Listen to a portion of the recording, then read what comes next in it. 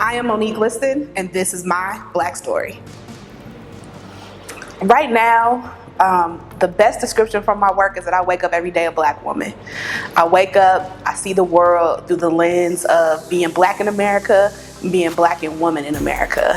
And it excites me because I know with that comes a tradition and the legacy of race work, and being dedicated to not just the community, but understanding what it takes to build a community, what it takes to feed a community, what it takes to make a community understand itself as strong, understand its own power.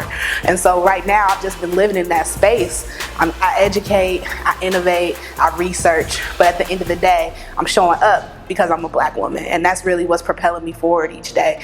Knowing that I'm connected to that legacy, I'm connected to building a legacy, that it's not so far removed from what the Black women of the civil rights movement, the Black women of the anti-lynching movement, the Black women who ruled in their tribes before we came over on those ships, the Black women who have been a part of our narrative for a long time. So just know that legacy is there. That's kind of what's continuing to feed me, continuing to push me forward.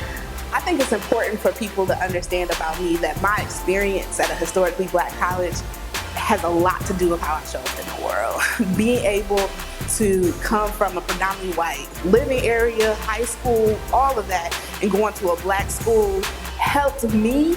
And I didn't know I needed this kind of learning, but to see the full humanness of Black people.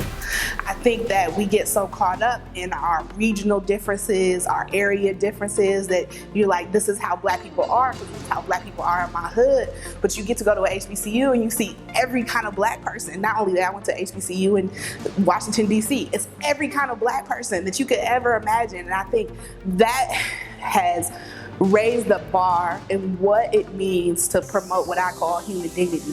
What does it mean to see yourself as worthy amongst the worthiness of others? You have to have the exposure, the ability, the insight to understand that beyond your current context is so much more, so much deeper, so much richer that can add to how you can better work in your current context. And so without doubt, I show up how I show up as a race woman, as a Black woman, because I went to Howard University. In my small tribe, in my small corner of the city, some young babies have just been born over this last year, and those young ones, those young girls in particular, have been at the forefront of the work that I'm currently doing.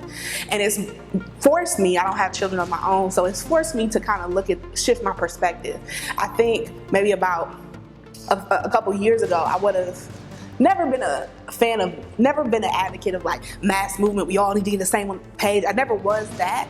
I always had a critique of that. I always felt like, you set yourself up for failure with that. But I think I've also shifted into, it's not even the rhetoric that's important anymore. It's what are you producing in terms of, is your village whole? Are your people healing?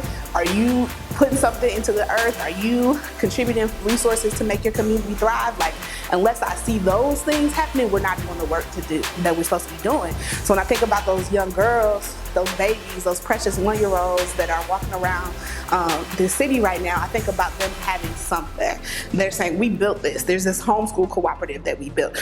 There's this birth work center that we built. There's this farmland that we have. There's this education center that we have. This is the senior home that we built. Like, they need to be able to see something materialize. So I think the difference in moving forward is keeping that rhetoric as rhetoric and make it important a part of the work that we're doing, but making sure that we actually put what we're producing, what we're making, what we're building at the forefront.